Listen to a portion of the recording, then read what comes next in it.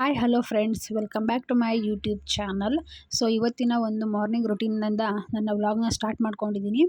ಮೊದಲಿಗೆ ಬೆಳಗ್ಗೆ ಒಂದು ಲೋಟ ಬಿಸಿನೀರು ಕುಡಿತೀನಿ. ನನಗಿದು ತುಂಬ ದಿನದ ಅಭ್ಯಾಸ.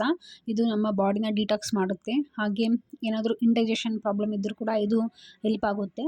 ಸೊ ಇಲ್ಲಿ ಈ ಬಿಸಿನೀರು ಇಲ್ಲ ಅಂದರೆ ಮೆಂತೆಕಾಳಿನ ನೀರನ್ನ ನಾನು ಡೈಲಿ ಕುಡಿತೀನಿ. ಯಾಕೋ ಇವತ್ತು ನನಗೆ ಬೆಳಗ್ಗೆ ಅಷ್ಟೊತ್ತಿಗೆ ಮಳೆ ಬೇರೆ ಬಂದಿದ್ದರಿಂದ ಏನು ಅಡುಗೆ ಮಾಡಬೇಕು ಅಂತಲೂ ಅನ್ನಿಸ್ತಾ ಇರಲಿಲ್ಲ. ಒಂಥರ ಲೇಝಿನೆಸ್ ತುಂಬ ಇತ್ತು, ಸಂಡೇ ಬೇರೆ ಆಗಿದ್ದರಿಂದ. ಸೊ ಆದರೂ ಏನಾದರೂ ಅಡುಗೆ ಮಾಡಲೇಬೇಕಲ್ಲ ಅಂತ ಅದನ್ನೇ ಯೋಚನೆ ಮಾಡ್ತಾಯಿದ್ದೆ, ಏನು ಮಾಡಬೇಕು ಅಂತ. ಸೊ ಹಾಗೆಯೇ ಅಮ್ಮ ಸಬ್ಬಸಿಗೆ ಸೊಪ್ಪು ತರಕಾರಿ ಎಲ್ಲ ತೊಗೊಂಬಂದಿದ್ರು ಬರಬೇಕಾದ್ರೆ. ಸೊ ಅದಕ್ಕೆ ಉತ್ಕ ಮಾಡೋಣ ಅಂತಂದು ಎಲ್ಲ ಕಟ್ ಮಾಡ್ಕೊತಾ ಇದ್ದೆ. ಸಬ್ಬಸಿಗೆ ಸೊಪ್ಪು ನಮ್ಮ ಕಡೆ ಇದನ್ನು ಉತ್ಕ ಅಂತ ಕರೀತಾರೆ, ಕೆಲವೊಂದು ಕಡೆ ಬಸ್ಸಾರು ಅಂತ ಕರೀತಾರೆ. ಸೊ ಇದ್ರದ್ದು ರೆಸಿಪಿ ನಾನು ಶೂಟ್ ಮಾಡ್ತಾ ಇಲ್ಲ, ಯಾಕಂದರೆ ನೆಕ್ಸ್ಟ್ ಯಾವಾಗಾದರೂ ರೆಸಿಪಿ ಹಾಕೋಣ ಅಂತ. ಯಾಕಂದರೆ ಟೈಮ್ ಬೇರೆ ಆಗಿತ್ತು. ಸೊ ಹಾಗಾಗಿ ಬೇಯಿಸೋದಕ್ಕೆ ಇಟ್ಬಿಟ್ಟು ಹೀರೆಕಾಯಿ ಮತ್ತು ಸೊಪ್ಪು ಕಾಳನ್ನೆಲ್ಲ ಬೇಯಿಸೋದಕ್ಕೆ ಇಟ್ಬಿಟ್ಟು ನಾನು ಹೊರಗಡೆ ಕಸ ಗುಡಿಸ್ಕೊಂಬರೋಣ, ಅಷ್ಟೊತ್ತಿಗೆ ರಂಗೋಲಿ ಹಾಕಿ ಬರೋ ಅಷ್ಟರಲ್ಲಿ ಇದು ವಿಷಲ್ ಆಗಿರುತ್ತೆ ಅಂತ ನಾನು ಹೊರಗಡೆ ಬಂದೆ. ಹೊರಗಡೆ ಮಳೆ ಬರ್ತಾಯಿತ್ತು, ಸ್ವಲ್ಪ ಜಿಟಿ ಜಿಟಿ ಮಳೆ ಬರ್ತಾಯಿತ್ತು. ಸೊ ವೆದರು ತುಂಬ ಕೂಲಾಗಿತ್ತು. ಈ ಥರ ಲೇಝಿನೆಸ್, ಈ ಥರ ವೆದರ್ ಇತ್ತು ಅಂತಂದರೆ ಏನೂ ಮಾಡೋದಕ್ಕೂ ಅಷ್ಟು ಮೂಡ್ ಇರೋದಿಲ್ಲ. ಹಾಗೆ ನಾನು ಕಸ ಎಲ್ಲ ಗುಡಿಸ್ಕೊಂಡು ಬಾಗಿಲಿಗೆ ರಂಗೋಲಿ ಹಾಕ್ತೀನಿ. ಬೆಳಗ್ಗೆನೇ ಹಾಕ್ತೀನಿ. ನನಗೆ ಬೆಳಗ್ಗೆನೇ ಹಾಕಿದ್ರೆ ಅಷ್ಟೇ ಇದು ಒಂಥರ ನಮಗೆ ಸ್ಯಾಟಿಸ್ಫ್ಯಾಕ್ಷನ್ನು. ಯಾವ್ಯಾವ ಕೆಲಸ ಯಾವ್ಯಾವ ಟೈಮಲ್ಲಿ ಮಾಡಬೇಕು ಅದೇ ಟೈಮಲ್ಲೇ ಮಾಡಬೇಕು. ಕೆಲವೊಬ್ಬ ಮನೆ ಕಡೆ ಸಂಜೆ ಹಾಕ್ತಾರೆ, ಬಟ್ ನಮ್ಮ ಸೈಡ್ ಎಲ್ಲ ಬೆಳಗ್ಗೆನೇ ಹಾಕೋದು. ಸಂಜೆ ಟೈಮ್ ಯಾರೂ ಅಷ್ಟು ಹಾಕೋದಿಲ್ಲ. ಹಾಗೆ ನಾನು ಸಿಂಪಲ್ಲಾಗಿ ರಂಗೋಲಿ ಹಾಕೋದು. ನನಗೇನು ಜಾಸ್ತಿ ವೆರೈಟಿ ರಂಗೋಲಿಗಳೆಲ್ಲ ಬರೋದಿಲ್ಲ. ಈ ಥರ ಎಲೆಗಳದ್ದು ಹಾಕ್ತೀನಿ ಅಷ್ಟೇ. ನಾವು ಚಿಕ್ಕವರಿದ್ದಾಗೆಲ್ಲ ನಾನು ಸಗಣಿ, ನಮ್ಮ ಮನೆ ಮುಂದೆ ಜಾಗ ಇತ್ತು, ಸಗಣಿ ಸಾರಿಸಿ ರಂಗೋಲಿ ಹಾಕ್ತಾಯಿದ್ದೆ. ನನಗೆ ತುಂಬ ಇಷ್ಟ ಆಗ್ತಾಯಿತ್ತು ಆವಾಗ. ಬಟ್ ಇವಾಗ ಮನೆ ಮುಂದೆ ಜಾಗನೇ ಇರೋದಿಲ್ಲ. ಸೊ ಹಾಗಾಗಿ ಈ ಥರ ಸಿಂಪಲ್ಲಾಗಿ ರಂಗೋಲಿ ಹಾಕ್ಕೊತೀನಿ ಡೈಲಿನಿ. ಹಾಗೆ ನೆಕ್ಸ್ಟು ಈ ಕಡೆ ನಾನು ಮನೆಯೆಲ್ಲ ಕ್ಲೀನಾಗಿ ಗುಡಿಸ್ಕೊಂಡು ಒರೆಸ್ಕೊಂಡ್ಬಿಡೋಣ ಅಂತಂದು ಬಂದೆ. ಯಾಕಂದರೆ ಮತ್ತೆ ಪಾಪು ಎದ್ದ ಅಂದರೆ ನನಗೆ ನೆಕ್ಸ್ಟು ಟೈಮ್ ಆಗೋದೇ ಇಲ್ಲ ಯಾವನೇ ಕೆಲಸ ಮಾಡೋದಕ್ಕೂ. ಸೊ ಹಾಗೆಯೇ ಎಲ್ಲ ಮಾಪ್ ಮಾಡ್ಕೊಂಬಿಡೋಣ ಬೇಗ ಬೇಗ ಅಂತ ಅಂದ್ಕೊಂಡು ಕಸ ಗುಡಿಸ್ಕೊಂಡು ಬಿಡೋ ಅಷ್ಟರಲ್ಲಿ ಅಷ್ಟೊತ್ತಿಗೆಲ್ಲ ಇವನು ಎದ್ಬಿಟ್ಟಿದ್ದ.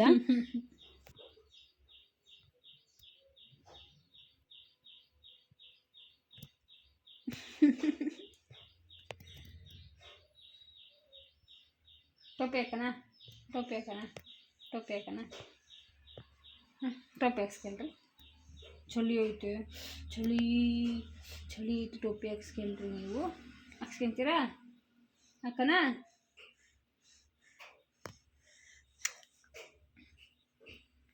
ಹಾಯ್ ಹಾಯ್ ಹಾಯ್ ಮಾಡು, ಹಾಯ್ ಮಾಡು ಚಿಟ್ಟಿ.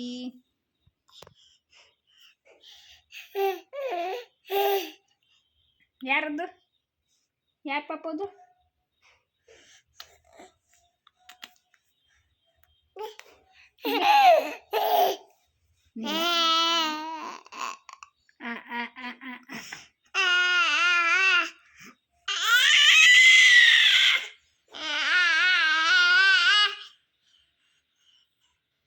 ಗುಡ್ ಮಾರ್ನಿಂಗ್ ಮಾಡು. ಗುಡ್ ಮಾರ್ನಿಂಗ್, ಗುಡ್ ಮಾರ್ನಿಂಗ್ ಮಾಡೋದಂಗೆ. ಚಳಿ ಇದೆ, ಟೋಪಿ ಹಾಕೋಣ ಅಂತಂದರೆ ಹಾಕಿಸ್ಕೊಂತಾನೇ ಇಲ್ಲ. ಅಲ್ಲಿಗೂ ಒಂದು 3-4 ಸಲ ಸರ್ಕಸ್ ಮಾಡ್ತಾಯಿದ್ದೀನಿ. ಹಾಕಿದ ತಕ್ಷಣ ತೆಗೆದು ಬಿಸಾಕ್ಬಿಡ್ತಾನೆ. ಅದೊಂದು ಕಲ್ತ್ಬಿಟ್ಟಿದ್ದಾನೆ ಇವಾಗ, ತೆಗೆದು ಬಿಸಾಕ್ಬಿಡ್ತಾನೆ ಅವನೇ. ಅದು ಗೊತ್ತಾಗ್ಬಿಟ್ಟಿದ್ದಾರೆ ಆ ತೆಗಿಯೋದು ಕೂಡ. ನೋಡಿ, ನಿಮಗೆ ಬೇಕಿದ್ರೆ ತೋರಿಸ್ತೀನಿ. ಅಪ್ಪ ಎಲ್ಲರೂ ಟೋಪಿ ಹಾಕ್ತೀನಿ. ಈಗ ಟೋಪಿ ಹಾಕೋಣ. ಚಳಿ ಚಳಿ ಚಳಿ ಚಳಿ.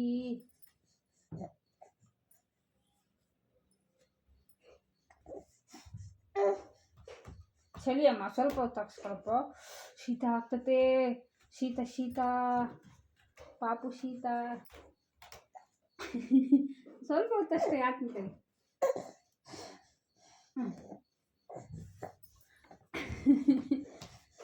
ಸ್ವಲ್ಪ ಹೊತ್ತು ಹಾಕ್ತೀರಪ್ಪ ಜಿ, ಒಂದು 5 ನಿಮಿಷ ಹಾಕ್ತೀನಿ ಅಷ್ಟೇ.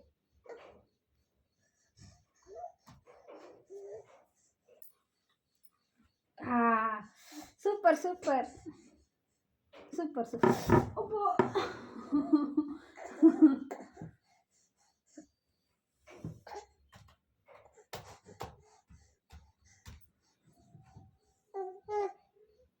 ಟೊಪ್ಪೆ ಹಾಕೋಣಲ್ಲ ನೀವೀಗ, ಟೊಪ್ಪೆ ಹಾಕೋಣಲ್ಲ, ಬೀಳ್ತೀರ ಅದು ಬೇಡ ಬ್ಯಾಟು. ಅದು ಬೇಡ.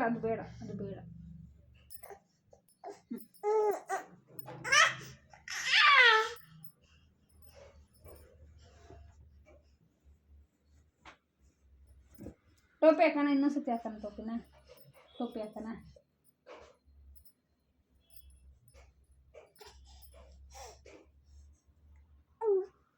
ವಾ ಸೂಪರ್ ಐತೆ, ಸೂಪರ್ ಕಣ.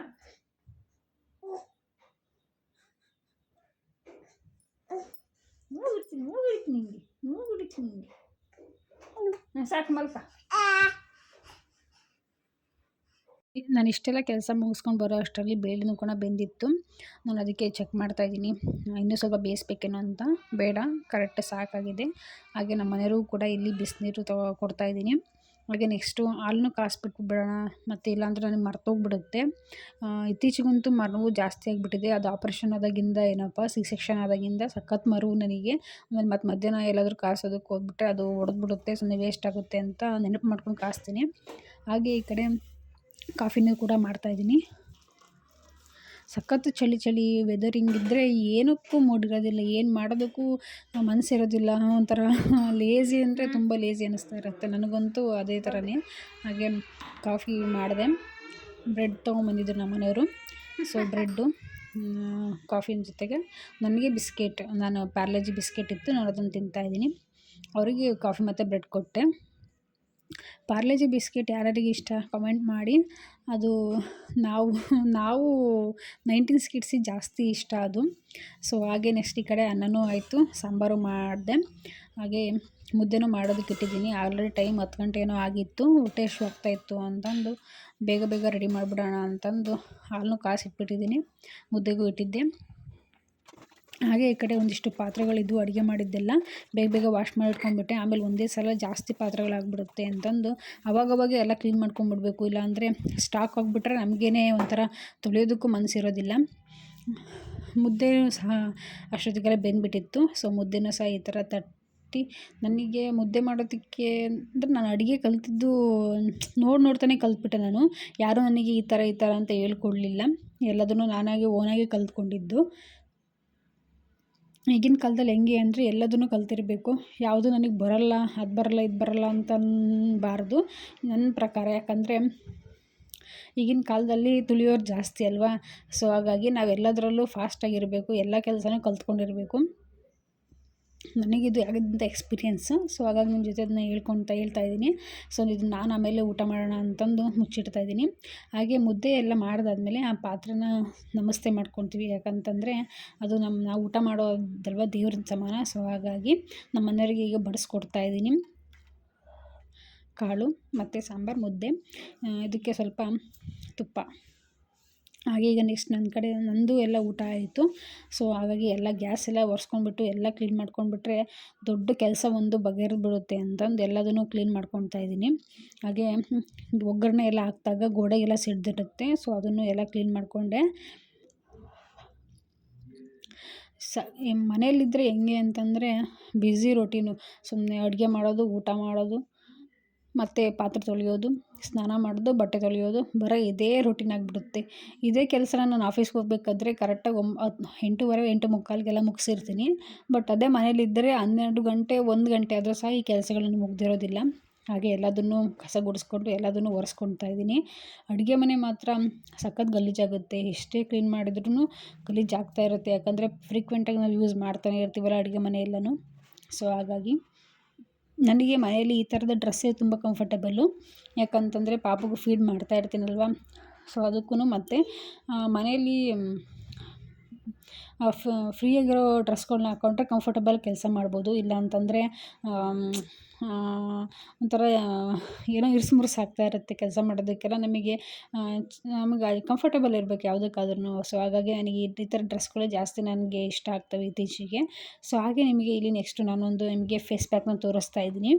Beetroot face pack. ಇದನ್ನು ನಾನು ಮೊಬೈಲಲ್ಲೇ ನೋಡಿದ್ದು. ಸೊ ಟ್ರೈ ಮಾಡೋಣ ಅಂತ ಮಾಡಿದೆ. ಇದು ಸೆಕೆಂಡ್ನೇ ಟೈಮು, ಥರ್ಡ್ನೇ ಟೈಮ್ ನಾನು ಯೂಸ್ ಮಾಡ್ತಾ ಇರೋದು. ಫಸ್ಟು ಈ ಥರ ಬೀಟ್ರೋಟ್ ಜ್ಯೂಸ್ಗೆ ಸ್ವಲ್ಪ ಕಾಫಿ ಪೌಡ್ರ್ ಹಾಕ್ಕೊಂಡು ಕಲಿಸ್ಕೋಬೇಕು. ಅಂದರೆ ಒಂದು 2 ಸ್ಟೆಪ್ಸ್ ಇದೆ ಇದರಲ್ಲಿ, ನಾನು ತೋರಿಸ್ತೀನಿ ಇವಾಗ.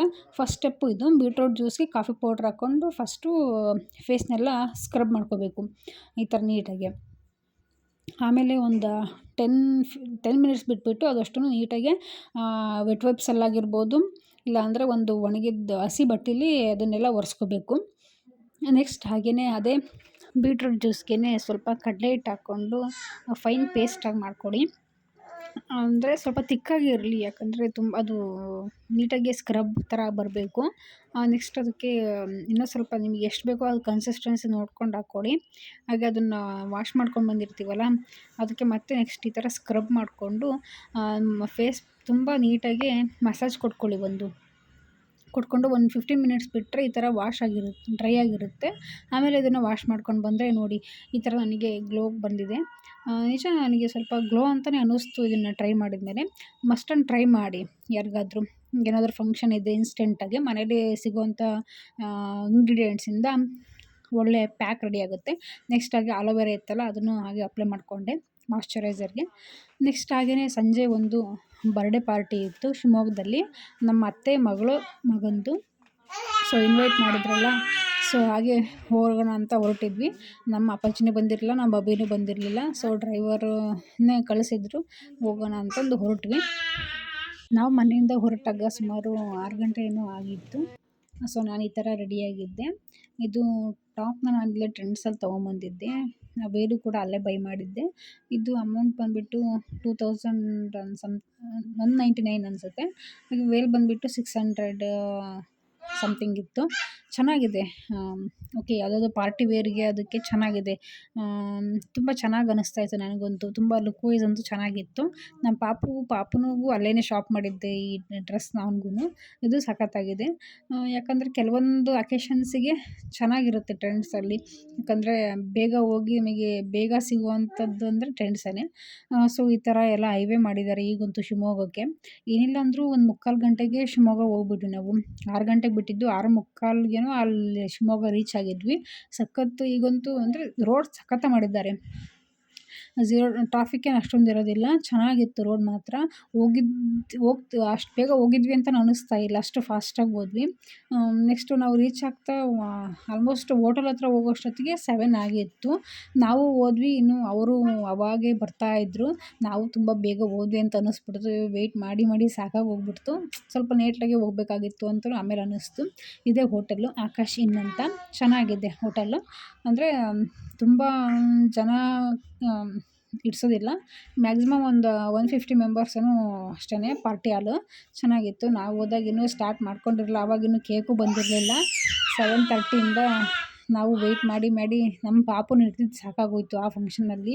ಆ ಸಖತ್ ಜನ ನೋಡ್ಬಿಟ್ಟು ಅವನಿಗಂತೂ ಖುಷಿನೋ ಖುಷಿ. ಕೂಗ್ತಾನೇ ಇದ್ದ. ನಾನು ಕ್ಲಿಪ್ಪಿಂಗ್ಸ್ ಹಾಕ್ತೀನಿ ನೋಡಿ ನೆಕ್ಸ್ಟ್ ನಿಮಗೆ. ಹುಡುಗರು ಬೇರೆ ಸಿಕ್ಬಿಟ್ಟಿದ್ರು ಅವನಿಗೆ.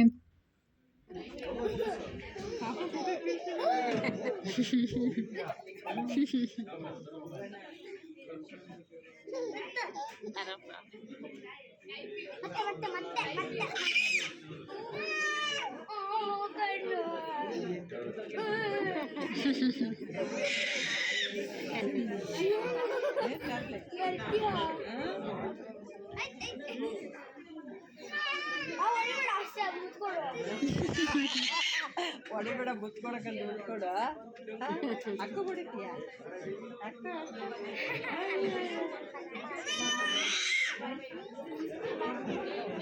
ಕೂದಿಡಿತಾನೆ. ಅದಕ್ಕೆ ಹೊಡಿತದೇನೋ ಪಾಪ. ನಮ್ಮ ಚೈತ್ರ ಚೆನ್ನಾಗಿರ.